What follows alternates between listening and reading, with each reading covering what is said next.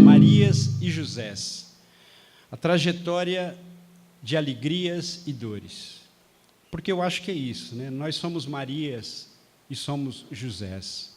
O nosso povo brasileiro, Marias e Josés. E aí eu queria já justificar esse tema.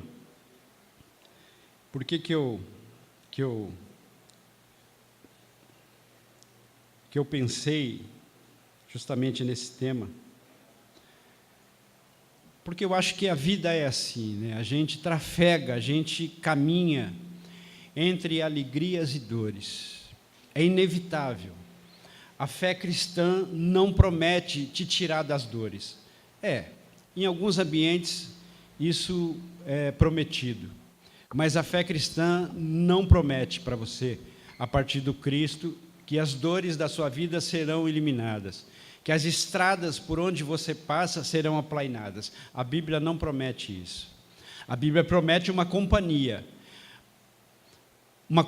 que vai com você por qualquer rua, por qualquer estrada, seja ela aplainada ou seja ela cheia de obstáculos. A Bíblia promete que Ele vai estar com você e comigo todos os dias. Mas ela não promete que nos livrar das dores, porque o próprio Jesus disse: no mundo tereis aflições, mas tende bom ânimo. E esse elemento de Deus, marcado no nosso meio pelo Espírito dEle, é que vai dar ânimo para todos nós seguirmos o nosso caminho. E a gente tem um Brasil de hoje, é um Brasil com Marias e Josés, e que de uma forma avassaladora tem sofrido muito nos últimos tempos, nos últimos anos. Isso é notório para todos nós, e de alguma maneira isso chegou até nós também. Nós temos aqui na igreja alguns irmãos que estão desempregados, são capacitados, mas estão desempregados. E não só aqui da igreja, a gente tem uma população de mais de 13 milhões de desempregados. Isso é um prejuízo muito grande para muitas famílias, e mais do que para muitas famílias, para todo o país. O país não cresce, o país não vai adiante. Então nós somos um povo de Marias e Josés. A gente anda por aí experimentando alegrias, felicidade, sorriso, mas também a gente experimenta choro. E a fé não nos rouba disso. A grande questão é, vou ter dor ou não? A grande questão é como eu passo pela dor, como eu experimento isso e vou adiante. E a alegria também. E eu queria ler com vocês um texto para a gente pensar algumas questões para a nossa vida. Esse texto está em Atos, capítulo 7, versículos 54 a 60. Atos, capítulo 7. E eu queria que vocês pensassem esse texto que eu vou ler na Bíblia a Mensagem, que ela é mais poética, ela é mais clara, eu acho, na sua linguagem. Mas eu queria que vocês fizessem um exercício comigo enquanto eu leio, de que o Estevão, que é a personagem que nós vamos falar hoje de manhã, ele é um dos Josés. Ele é um José, como você, homem, que está aqui. Ele carrega no peito dores e alegrias. A vida de Estevão não está aliviada. É uma vida como de qualquer outro cidadão daquela época. Mas a morte dele é trágica. A morte dele é cruel, é violenta.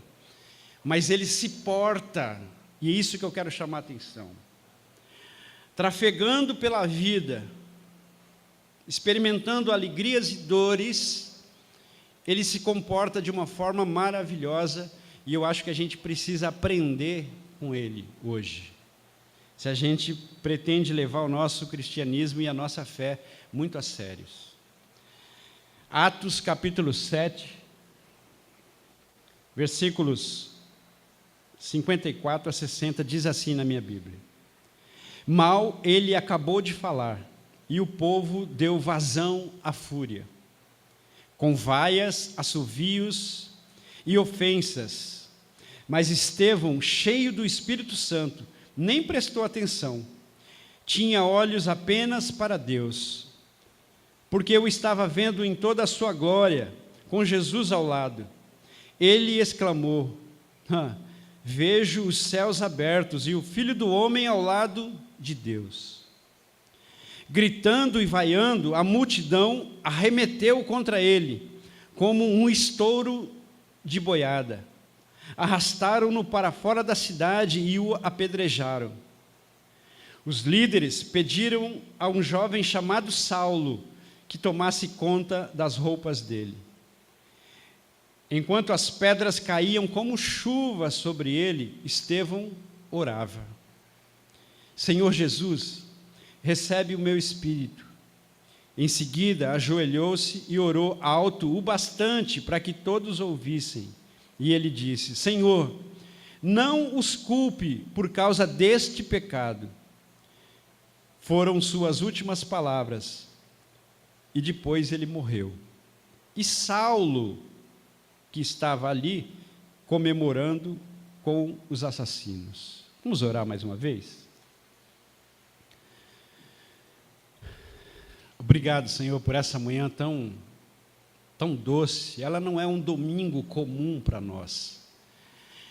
É um domingo, mas é um domingo onde a gente tem a oportunidade de experimentar a Tua presença de uma forma diferente. E hoje de manhã, nós gostaríamos muito que o Teu Espírito falasse aos nossos corações.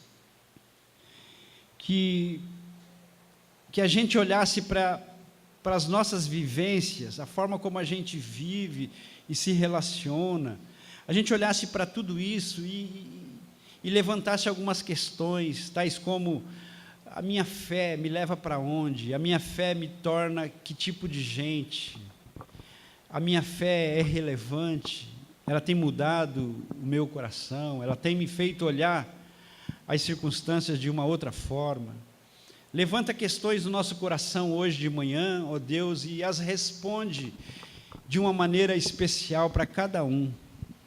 Que hoje de manhã o Teu Espírito seja a manifestação que nós precisamos, no nome de Jesus. Amém e amém. O texto começa assim: mal ele acabou de falar.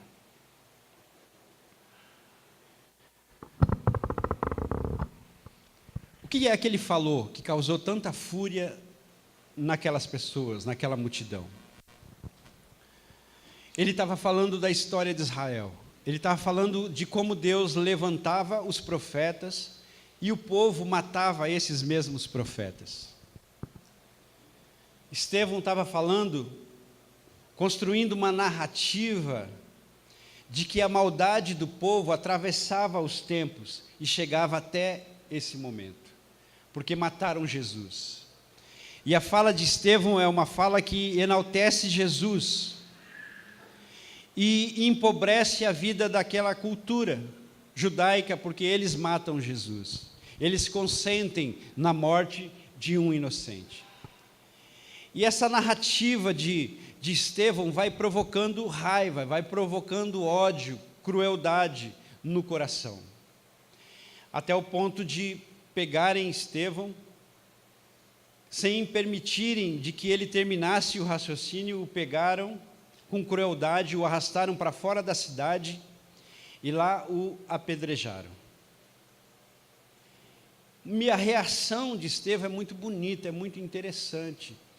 E eu acho que a gente podia levantar algumas questões aqui para a gente pensar sobre isso.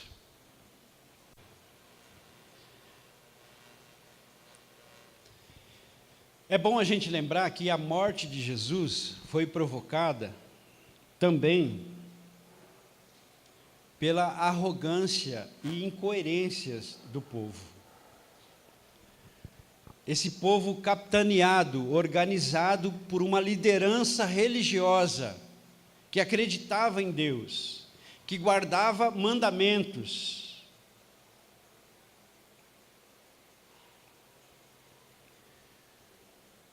A crueldade estava lá. A crueldade não nasceu porque Estevão construiu uma narrativa apontando o dedo para o povo.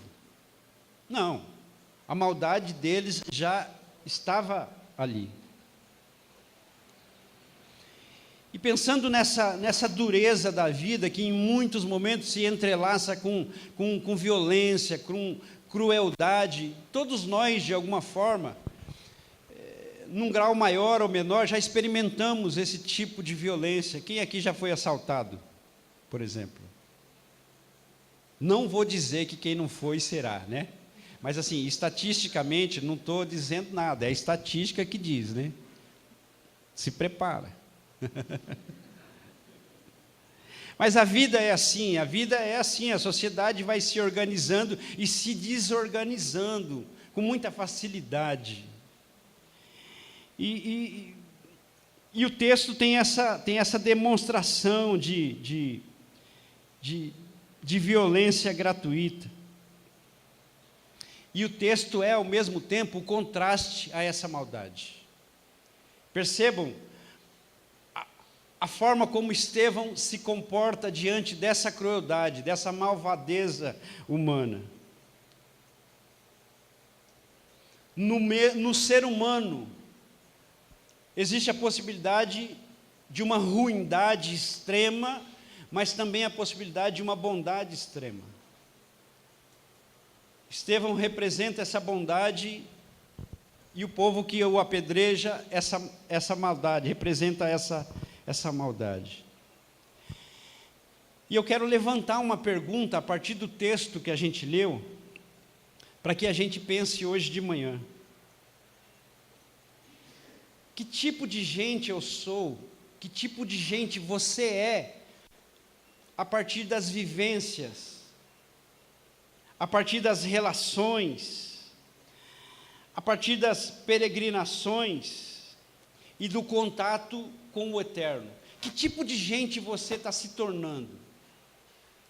Que tipo de gente você, a partir da relação com Deus, está se fazendo na caminhada? E aí eu queria insinuar aqui, hoje de manhã, alguns caminhos. O primeiro deles é que, na caminhada, eu ouço a frequência que eu estou sintonizado. Quando eu estou pensando em frequência, aqui eu estou pensando em física, né? Não frequência no sentido de quantas vezes você foi à escola esse ano, né? Frequência. Mas frequência como uma onda. A onda do rádio, você tem uma frequência, 103.1, né? Você sintoniza e entra na frequência, ou entra na frequência e sintoniza ali, você está ligado, você está ajustado àquilo que você colocou ali no rádio. Então, na caminhada, a gente ouve a frequência em que a gente está sintonizado, em que a gente está ajustado. Em outras palavras, as nossas reações e as nossas ações estão costuradas, estão alinhadas com aquilo que a gente está sintonizado. Por exemplo, se você está sintonizado com o dinheiro, as suas ações e reações vão estar costuradas a isso. Então, por exemplo, tem gente que está sintonizado com o capital, com o dinheiro. E aí ele investe na bolsa de valores, aí de repente tem uma especulação, alguém mexe lá, a bolsa cai e o cara se mata. Não é isso? Porque ele perdeu muito dinheiro. Porque a sintonia dele é uma. Ele está preocupado com aquilo. Ele não ouve mais outra coisa. Ele está preocupado com as notícias da bolsa de valores. Ele está sintonizado naquilo. A frequência dele vai por ali. Ele não ouve qualquer outro sinal do seu próprio corpo, porque ele está naquilo. Então, as nossas reações e ações estão costuradas com essa sintonia. No que é que você está sintonizado? O seu dia a dia, as suas reações e ações do seu dia a dia, está costurada com aquilo que você está ligado, com aquilo que você está ajustado. Se você tem reações ruins, procura olhar para o que você está ligado, o que você está ouvindo, a sua sintonia. Quer ver um outro exemplo? Na cidade de Osasco, a gente tem pássaros, né? Mas a gente não ouve o canto dos pássaros, não é? Alguém já ouve assim ou não? Não, né? Sabe por que não? Porque a gente está sintonizado em outras coisas. No barulho do carro, por exemplo. Velho, deixa eu ver se o carro vem. A nossa sintonia está em outras coisas, e aí a gente não consegue ouvir o canto dos pássaros. A gente não consegue ouvir os sinais de adoecimento da nossa alma, porque a gente está sintonizado com outras coisas. E ao estar sintonizado com outras coisas, a gente vai ter reações ligadas a essas outras coisas.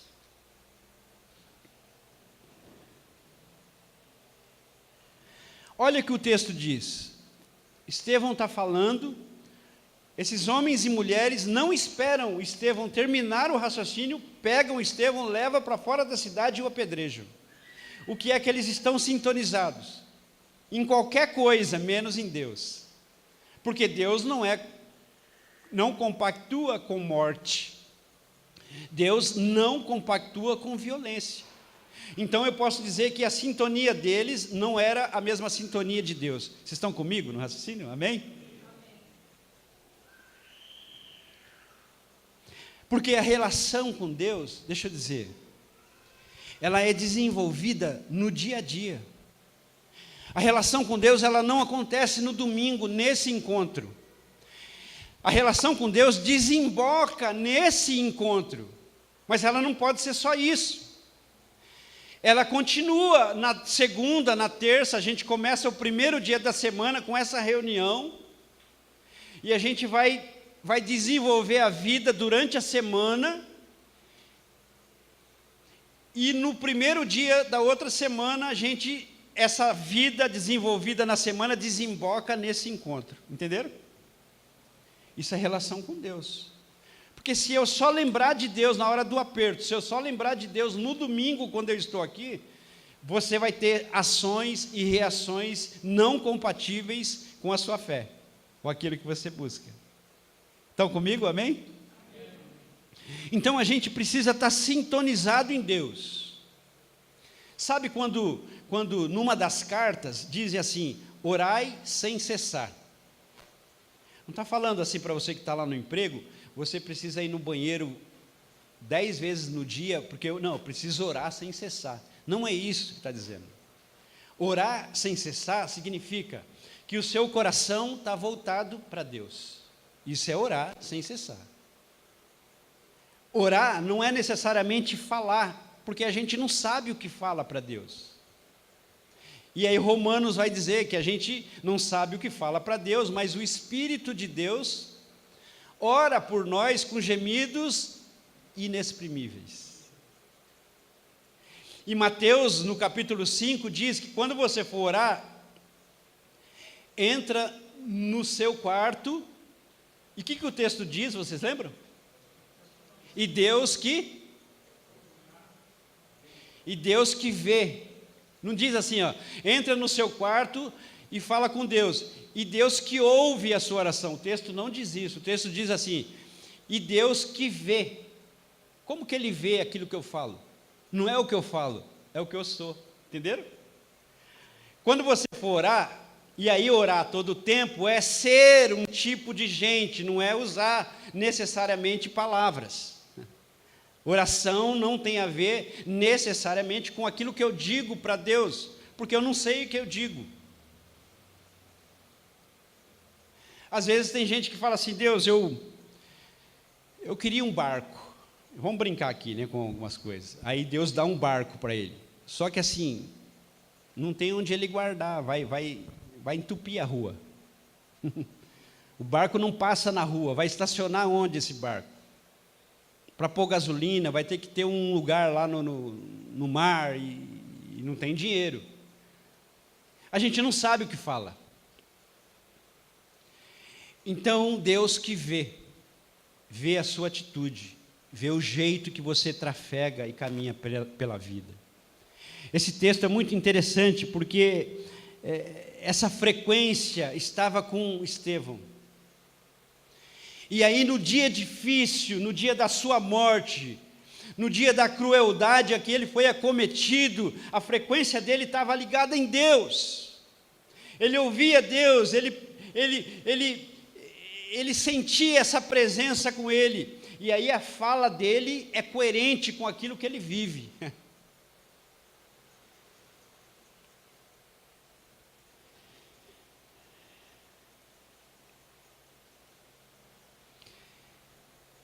Nos momentos cruciais da vida, sabe aquele momento extremo da vida? É aí que aparece quem você é, quem eu sou. No momento, assim, agora é checkmate, aí aparece quem você é. Antes não. Antes a gente vai colocando máscaras, vai vivendo essas máscaras. Mas no momento crucial, isso aparece. E isso apareceu no momento crucial, tanto para o povo que foi apedrejar, porque ali é um momento, foi subindo a fúria, foi subindo a raiva, e a gente tem isso também, né? O momento de raiva, a raiva é bom, não é uma coisa ruim. O problema é como a gente extrapola essa raiva, né? Aqui os caras mataram Estevão. Eu estava conversando esses dias com o Adriano e com mais alguém, eu não lembro, acho que o Renato, e a gente falou assim, pensando nessas barbaridades que tem por aí, muito próximos de nós, e a gente ficou pensando assim, poxa, e se fosse meu filho, cara? Como é que eu reagiria a um cara desse? Como é que você reagiria a um cara que maltratou o seu filho, a sua filha? Como é que você reagiria? Num primeiro momento, a gente quer olho por olho e dente por dente, né? Não é isso todo mundo aqui ou não? Tem alguém santo aqui? Levanta a mão assim. O Gu, né? Certo. Essa é a primeira reação, é raiva, é ódio, a gente quer, você fez isso, então você vai pagar por isso. Não é assim com todos nós? Porque no filme que a gente assiste de Hollywood é assim, não é? Não adianta dizer que não. Quando o mocinho está batendo no bandido, a gente fala, é isso, dá mais um por mim agora, e chuta, né? Tem uns caras que até se mexem no sofá, né? Isso, aquela coisa toda, né? Vibra, né? Violência. A gente diz não à violência, mas ela está em nós. Falta pouco para sair. E aí, a gente pode controlar isso como Estevão. Como é que Estevão se sentiu ali? Qual foi a reação de Estevão? E qual foi a reação do povo? São dois extremos. Você e eu temos raiva, em alguns momentos a gente tem ódio. Brota violência no nosso coração, porque a gente é ruim também. Temos muita bondade, mas temos também espaços para ruindade, para violência e crueldade. E aí a gente precisa ser como Estevão, experimentar Deus todos os dias. Experimentar Deus no nosso cotidiano, nos nossos afazeres, no nosso trabalho, na faculdade, nos afazeres de casa, com a vizinhança. A gente precisa experimentar Deus todos os dias, para que no dia extremo a gente tenha a reação que Estevão teve.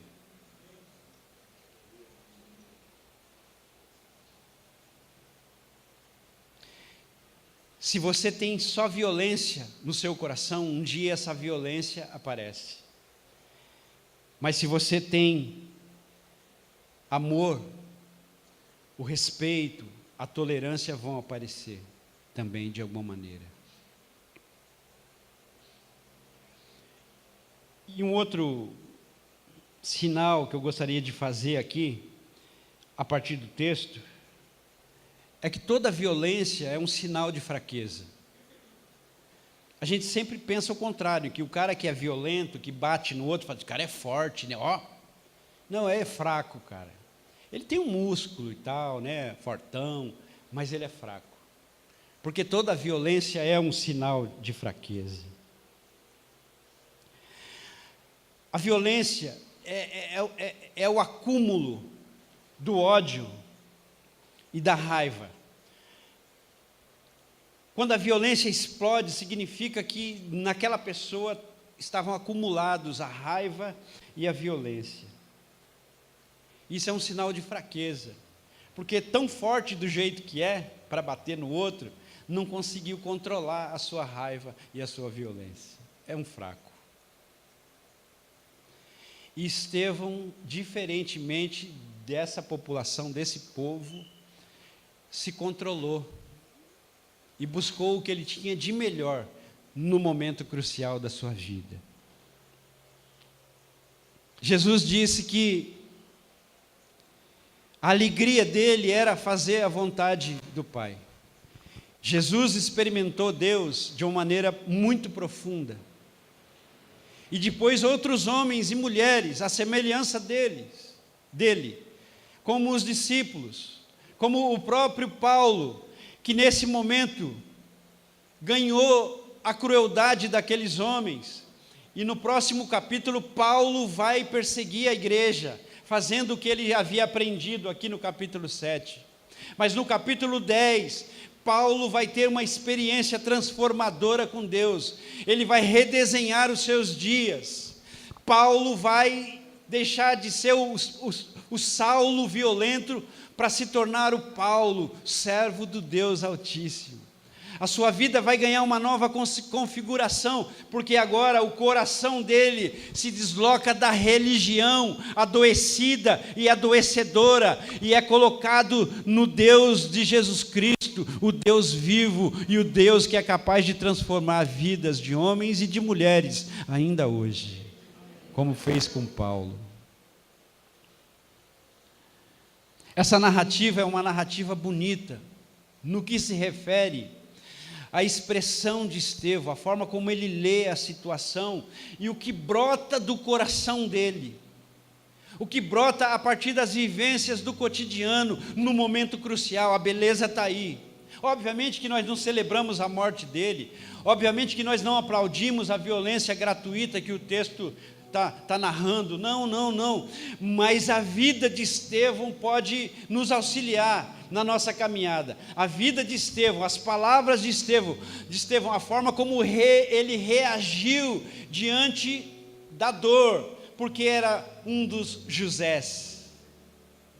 Essa forma como ele reage pode insinuar caminhos para nós. Claro, todos nós em alguns momentos ficamos raivosos. Claro, em alguns momentos a gente perde a paciência, faz parte da nossa humanidade. Mas isso não deve ser a tônica da nossa vida. A tônica da nossa vida deve ser esse coração ligado ao coração de Deus. E é essa ligação que vai nos transformando em seres mais humanos. Quando a Bíblia nos diz que nós somos salvos em Jesus Cristo, ela está dizendo que nós vamos sendo transformados em seres mais humanos, à semelhança de Cristo Jesus. Por isso eu digo aqui constantemente, aqui na Betesda, que é a vida de Jesus que nos salva, e não a sua morte. Porque a sua vida deixa esse legado de beleza, de gratidão, de poesia, de irmandade. É esse legado que é possível, se nós abraçarmos isso, e sermos transformados em seres mais humanos. A violência nos animaliza, a crueldade nos torna animais, mas a compaixão, mas a vida com Deus pode nos tornar mais humanos. E deixa eu dizer uma coisa para a gente encerrar. Jesus é a expressão de Deus. Se você diz assim, eu quero conhecer Deus, você tem que necessariamente passar por Jesus na fé cristã, porque Ele é a expressão do Deus invisível. O que nós precisamos conhecer de Deus está revelado na figura de Jesus. E a figura de Jesus revela para nós humanidade. Diante da raiva, diante do desgosto, diante do sofrimento, não se torne uma pessoa raivosa, não se torne uma pessoa que se descaracteriza. Tenta assimilar, tenta olhar, tenta organizar o coração, porque Deus é bom. E a sua misericórdia dura para sempre. Vamos ficar em pé? Vamos cantar essa música?